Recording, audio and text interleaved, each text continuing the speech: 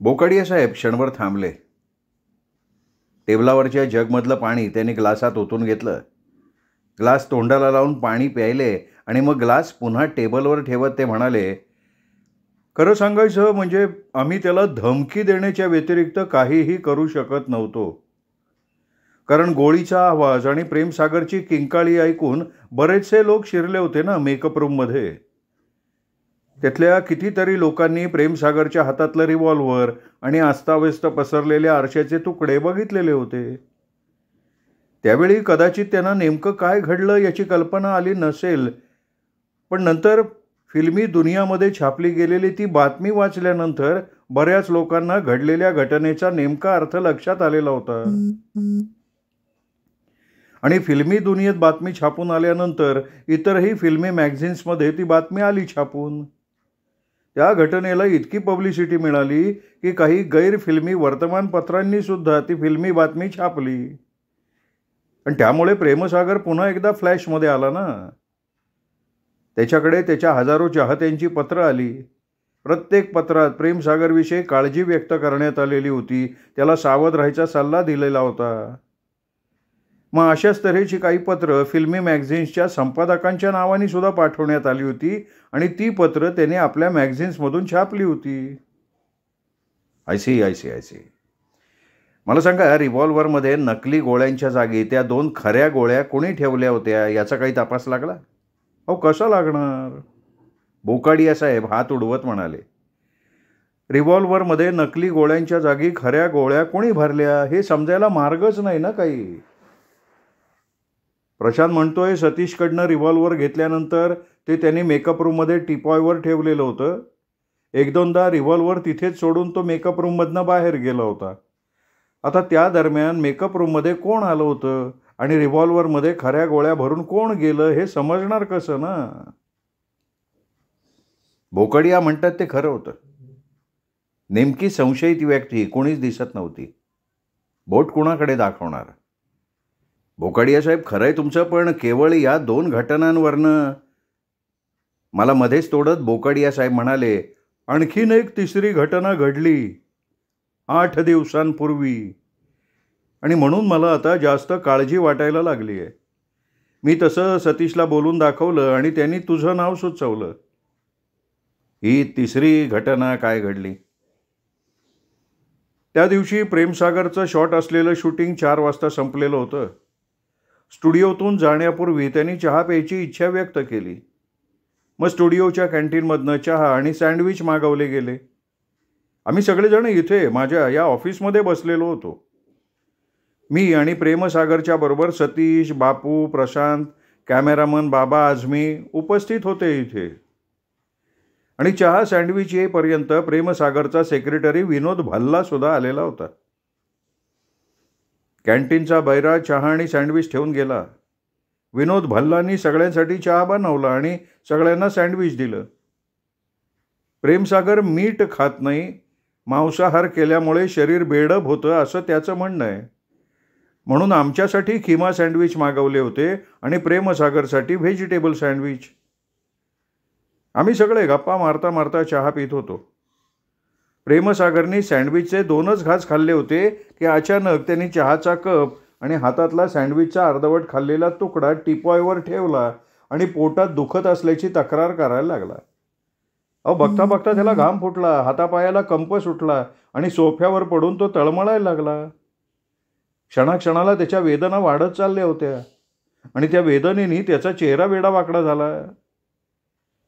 मग त्या प्रकाराने आम्ही सगळे हाबकलो ना. नेमकं काय करावं कुणाला सुचेना.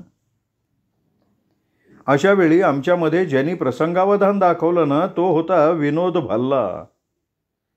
त्याच्याच डोक्यात सगळ्यात पहिल्यांदा ही गोष्ट आली की प्रेमसागरची अशी अवस्था चहा किंवा सँडविच खाल्ल्यामुळे झालेली असणार. मग तो धावत शेजारच्या बाथरूममध्ये गेला, एका ग्लासामध्ये लिक्विड सोप घेऊन आला आणि त्यांनी जबरदस्तीनं ते लिक्विड सोप प्रेमसागरला प्यायला लावलं. मग साबण पोटात जाताच प्रेमसागर उलटी करायला लागला. पोट पूर्ण रिकामं झाल्यानंतर प्रेमसागरची तब्येत पुन्हा नॉर्मलवर आलेली होती. नंतर डॉक्टरला बोलवण्यात आलं होतं. विनोद भल्लांनी सगळा किस्सा सांगितल्यावर डॉक्टरही या निष्कर्षापर्यंत पोचले की प्रेमसागरवर विषप्रयोग करण्यात आलेला असावा. आपण ते विष कशातनं देण्यात आलेलं होतं?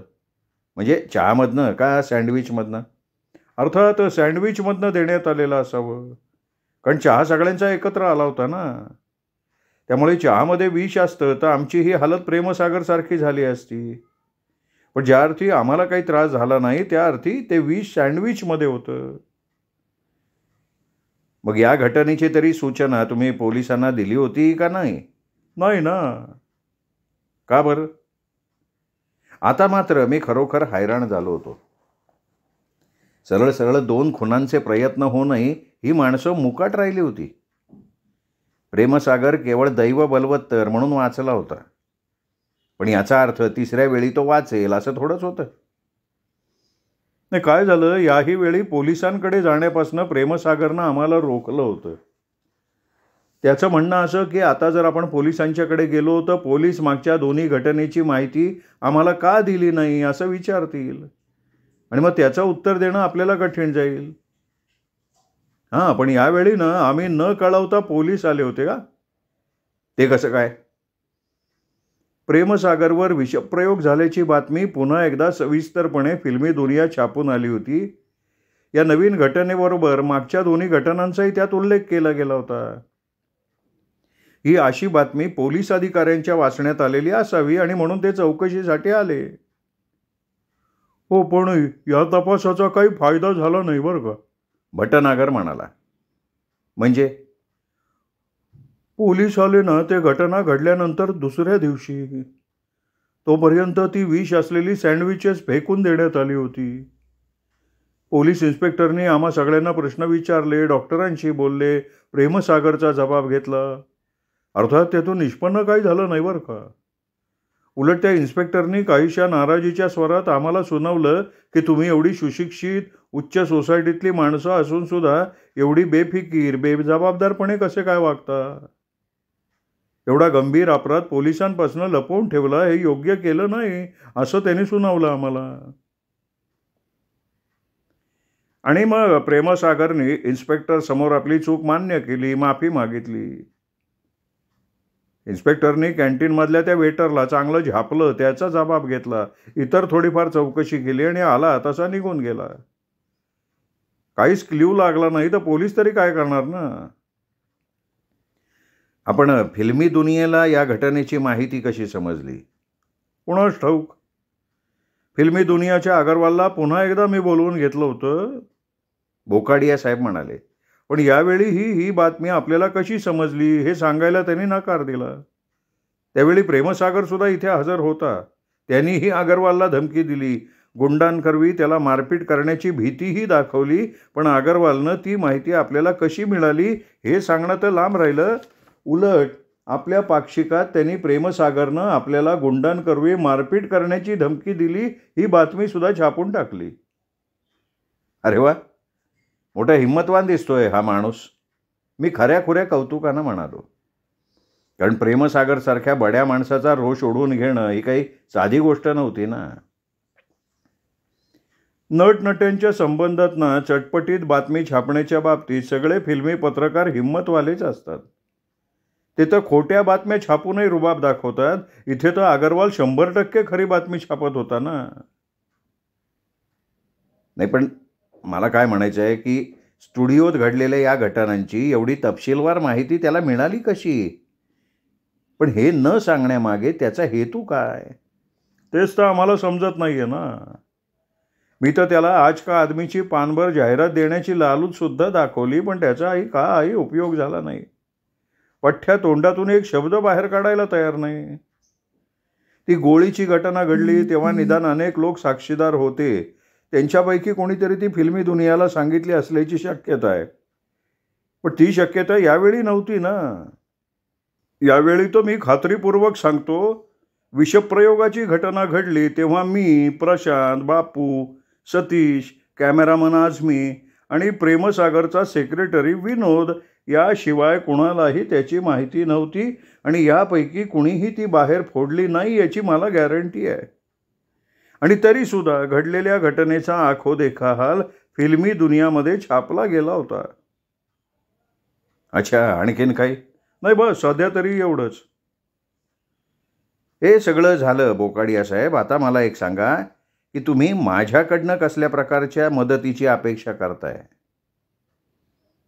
क्षणभर शांतता पसरली. भटनागर एकदा माझ्या तोंडाकडे आणि एकदा बोकाडिया साहेबांच्या तोंडाकडे बघत राहिला. बोकाडिया साहेबही एकदम गप्प झाले होते. जणू काही मी त्यांना फार मोठा अवघड प्रश्न विचारलेला होता. क्षणभराने त्यांनी मनातल्या मनात शब्दांची जुळव केली आणि मग त्या हलक्या स्वरात म्हणाले, प्रेमसागरचा खून करण्यामागे कुणाचा हात आहे हे तू शोधून काढावंस अशी माझी इच्छा आहे. सतीशनी तुझ्याबद्दल मला बरंच काही सांगितलंय. बरीच गुंतागुंतींची प्रकरणं तू सोडवली आहेस असं सतीश मला म्हणाला. प्रेमसागरचा एवढा मोठा कोण दुश्मन आहे की जो त्याला आधी सावधगिरीची सूचना देऊन खून करायचा प्रयत्न करतोय? याचा तू छडा लाव. हे काम तूच करू शकशील अशी सतीशची खात्री आहे. हे बघा बोकाडिया साहेब, पहिली गोष्ट म्हणजे मी कोणी धंदेवाईक डिटेक्टिव्ह नाही. मी एक साधा क्राईम रिपोर्टर आहे. आजवर मी जी काही कामं केली आहेत ती मी माझ्या पेपरसाठी केली आहेत, कारण तो माझ्या नोकरीचा एक भाग होता. आता जे काही तुम्ही सांगितलं तो सर्वस्वी तुमचा पर्सनल मामला आहे. यात माझा किंवा माझ्या पेपरचा कुठेही भाग येत नाही. तेव्हा मी हे काम कशासाठी करावं? बोकाडिया साहेबांचा चेहरा एकदम हताश झाला. त्यांनी भटनागरकडे बघितलं. भटनागरचा चेहराही उतरला होता. तो माझ्याकडे बघत काहीशा अजिजीच्या सुरात म्हणाला, अरे पण विकी, या घटनेमागचा खरा गुन्हेगार शोधून काढला तर तुझ्या पेपरला एक सनसनाटी न्यूज नाही का मिळणार? आणि घटकाभरासाठी तुझ्या पेपरचा भाग बाजूला ठेव आणि हे काम तू माझ्यासाठी कर असं मला वाटतंय, कारण हे काम तूच करू शकशील याची मला खात्री आहे. नाही, हे काम मी नाही करू शकणार. इच्छा असून सुद्धा नाही करू शकणार, मी ठामपणे म्हणालो. का बरं? बोकाडिया साहेबांनी मला विचारलं. कारण बोकाडिया साहेब, तुमच्या फिल्मी भाषेत बोलायचं तर हे मोठं लफडेवालं काम आहे. जो माणूस अशा प्रकारे 4 चौघांसमक्ष प्रेमसागरच्या खुनाचा प्रयत्न करतोय तो मलाही उडवायला कमी नाही करणार. आणि हे असं अंधारात तीर मारणं मला जमण्यासारखं नाही आहे. भटनागर माझा मित्र आहे म्हणून फार तर मी तुम्हाला एक सल्ला देऊ शकतो. कोणता? प्रेमसागरच्या जीवावर कोणीतरी उठलंय हे तर आता स्पष्ट आहे. अशा परिस्थितीत त्याचं रक्षण करणं हे सगळ्यात महत्त्वाचं आणि मुख्य काम आहे. आणि हे काम कोणी करू शकत असेल तर ते फक्त पोलीस फोर्ससारखी संघटित संस्थाच करू शकेल. अरे पण प्रेमसागर पोलिसांच्या लफड्यात पडू इच्छित नाही ना. तसं असेल तर तो स्वतःच्या मृत्यूला स्वतः आमंत्रण देतोय असं म्हणायला लागेल. तो स्वतःच मृत्यूला सामोरं जायला एवढा का अधीर झाला आहे? आणि झाला असेल तर तुम्ही किंवा मी काय करू शकतो सांगा? हे बघ विक्रम, बोकाडिया साहेब एक दीर्घ निश्वास सोडत म्हणाले, प्रेमसागर मेला काय किंवा जिवंत राहिला काय यात मला मुळीच इंटरेस्ट नाही आहे. मला फक्त मी आज का आदमीमध्ये जो पैसा गुंतवलाय त्याची काळजी आहे. प्रेमसागर मेला तरी मला त्याचं दुःख होणार नाही. फक्त माझं पिक्चर पूर्ण झाल्यावर त्यांनी मरावं एवढी माझी इच्छा आहे. आणि मिस्टर विक्रम, या पिक्चरवर माझे जवळजवळ 1.5 कोटी रुपये खर्च झालेले आहेत. 3/4 पिक्चर पूर्ण झालेलं आहे. प्रेमसागरचं आता फक्त थोडं काम बाकी राहिलं आहे. 5 किंवा 6 शूटिंग डेट्स नंतर तेही संपेल. पण हा प्रेमसागर जर आज मेला तर मलाही त्याच्या चितेत उडी टाकून आत्महत्या केल्याशिवाय गत्यंतर उरणार नाही. आजच्या घडीला माझ्या दृष्टीनं प्रेमसागरची किंमत 1.5 कोटी रुपये आहे आणि ही रक्कम मामूली आहे असं तू सुद्धा नाही म्हणणार ना? बोकाडिया साहेबांनी पुन्हा एक दीर्घ निश्वास सोडला आणि म्हणाले, जो माणूस प्रेमसागरचा खून करण्याचा प्रयत्न करतोय त्याचा शोध लावण्याचं काम मी तुला प्रेमसागरच्या प्रेमापोटी सांगत नाहीये, तर माझ्यासाठी तुला ते काम सांगतोय. आणि हे कबूल करायला मला अजिबात कमीपणा वाटत नाहीये. मी तुला ओळखत नाही, पण सतीश तुला ओळखतो आणि सतीशवर माझा विश्वास आहे. हे काम केलं तर तूच करू शकशील असं सतीशला वाटतंय.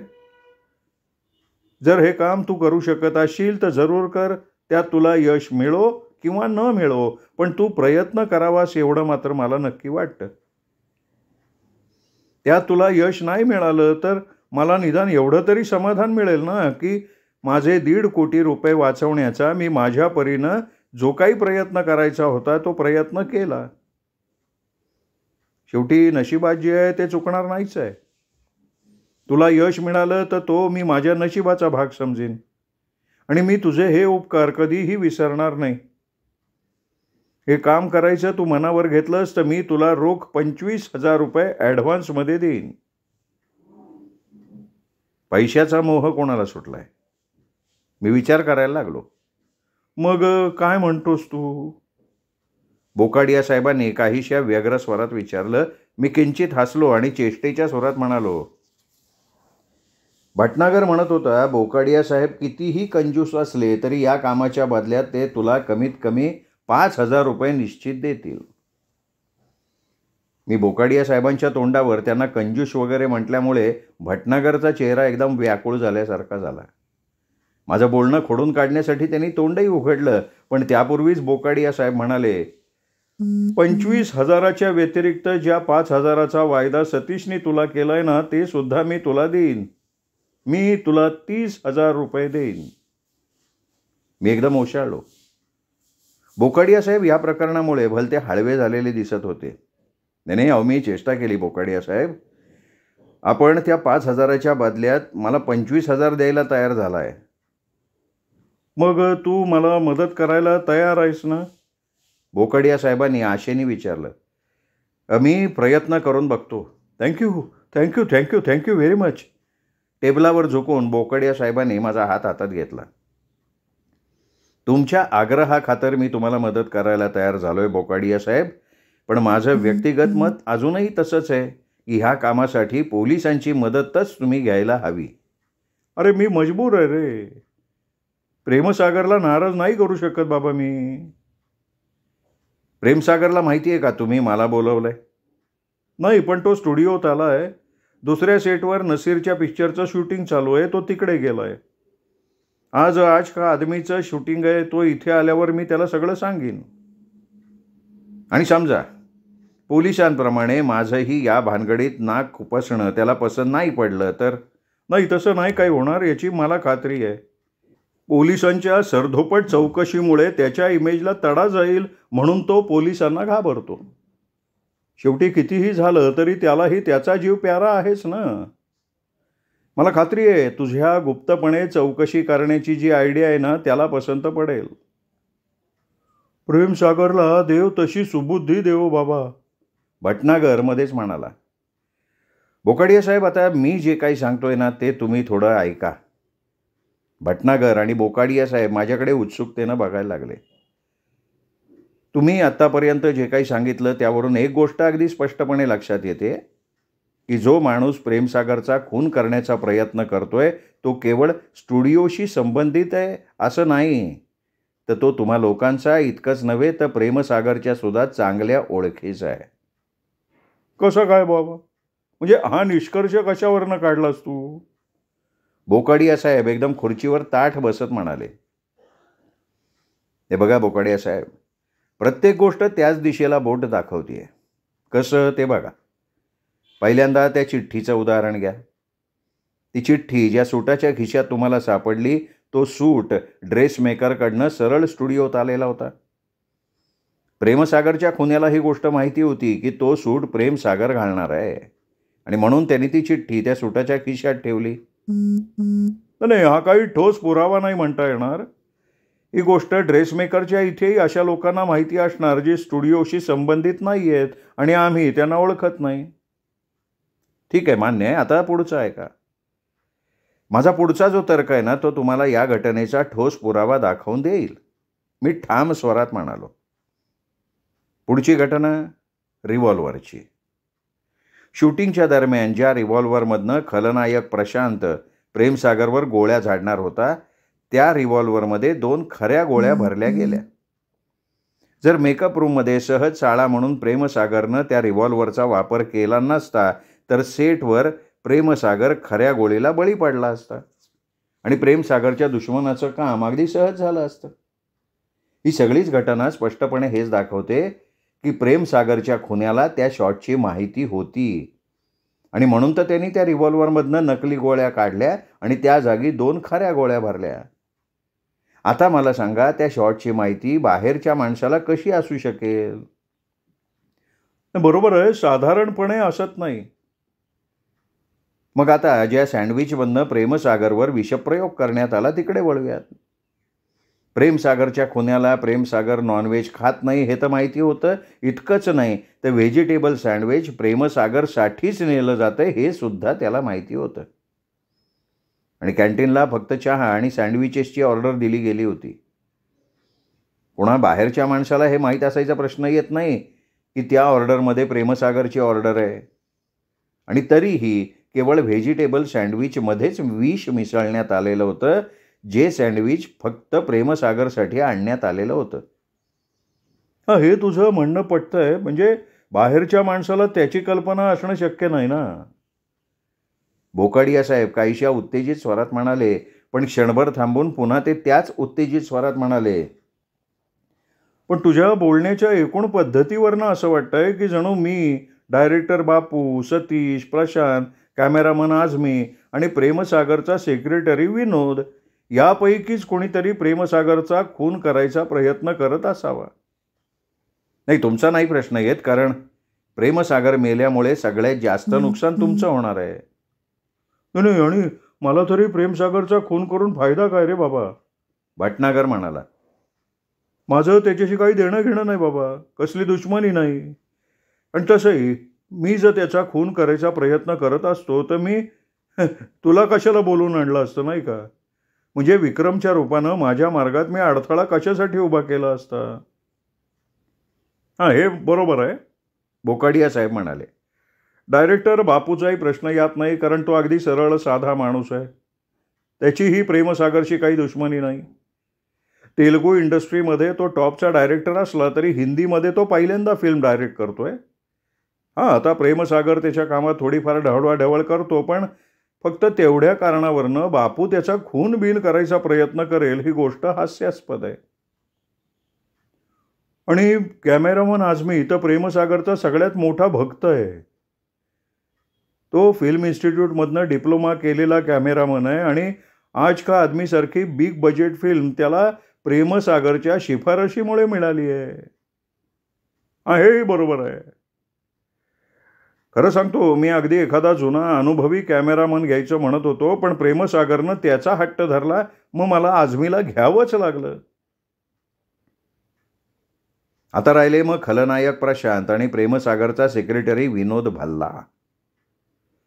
या दोघांमध्ये प्रशांतला रिव्हॉल्व्हरमधल्या गोळ्या बदलण्याची सगळ्यात जास्त संधी होती, कारण रिव्हॉल्व्हर त्याच्या ताब्यात होतं. नाही, पण प्रशांत असं काम नाही करणार बरं का, भटनागर तीव्र विरोध दर्शवत म्हणाला. मी त्याला विचारलं, का? कारण प्रशांत माझा दोस्त आहे. मी या लाईनीत आल्यापासून त्याची माझी दोस्ती आहे. मी त्याला चांगला ओळखतो. अतिशय शांत सुस्वभावी माणूस आहे. व्हिलनचे रोल करत असला तरी प्रत्यक्षात तो अतिशय सज्जन माणूस आहे. शिवाय प्रेमसागरचा खून करण्या इतपत त्याची प्रेमसागरशी काही दुश्मनी असेल असं नाही वाटत मला. आणि आणखीन एक विचार करण्यासारखा मुद्दा आहे बरं का विकी. मी प्रश्नार्थक मुद्रेनं भटनागरकडे बघितलं. समजा प्रशांतनं रिव्हॉल्व्हरमधल्या गोळ्या बदलल्या असत्या ना, तर रिव्हॉल्व्हर त्यांनी सतत आपल्याजवळ ठेवलं असतं ना. ते बेफिकीरपणे टिपॉयवर कशाला फेकलं असतं?